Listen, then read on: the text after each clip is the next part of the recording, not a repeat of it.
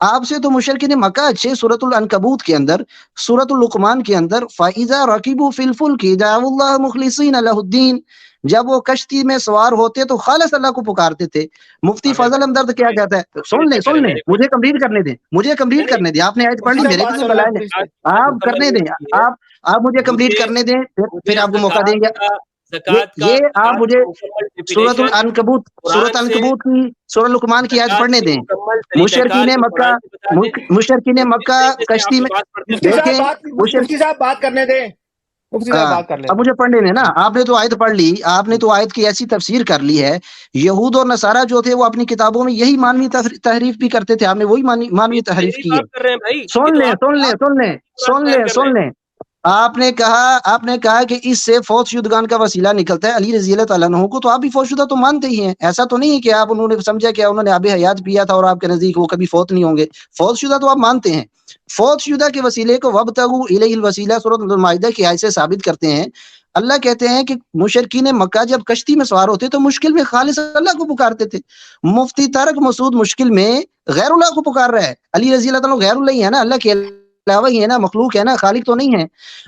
آگے چلتے ہیں۔ یہ کتاب ہے جی وسیلہ کی شرعی حیثیت، علامہ غلام مصطفیٰ ظہیر امن پوری صاحب، یہ اسی مکتب فکر سے تعلق رکھتے ہیں جو لوگ یہ سمجھتے ہیں کہ یہ جائز نہیں ہے توسل استغاثہ۔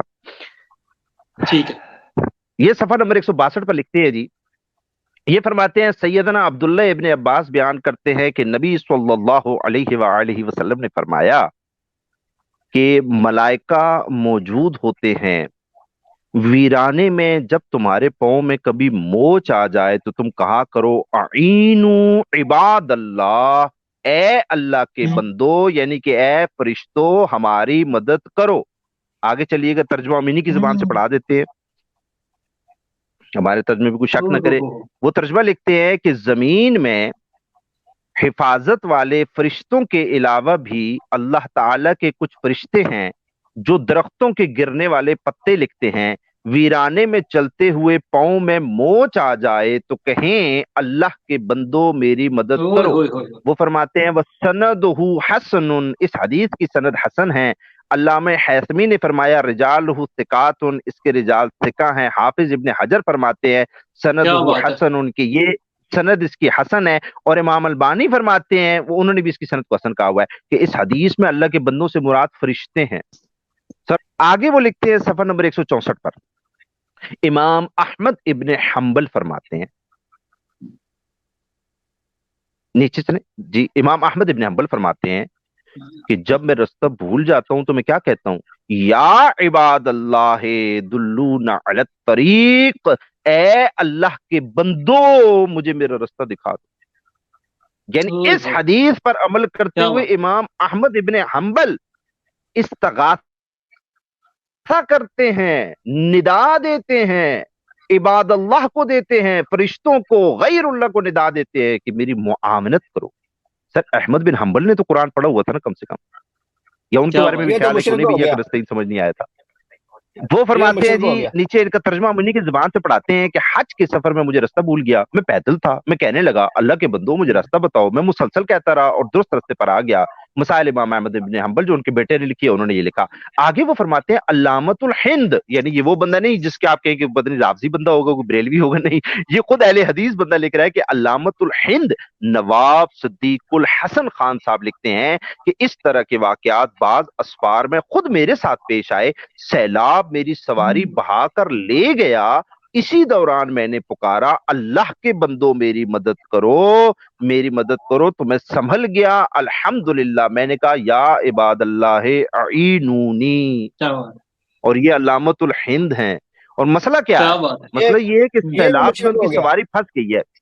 وہ فرماتے ہیں کہ امام طبرانی رحمہ اللہ اور حافظ نووی رحمہ اللہ نے بعض اکابر شیوخ کا عباد اللہ کے بارے میں جو تجربہ بیان کیا، ظن غالب ہے وہ فرشتوں ہی کے بارے میں تھا۔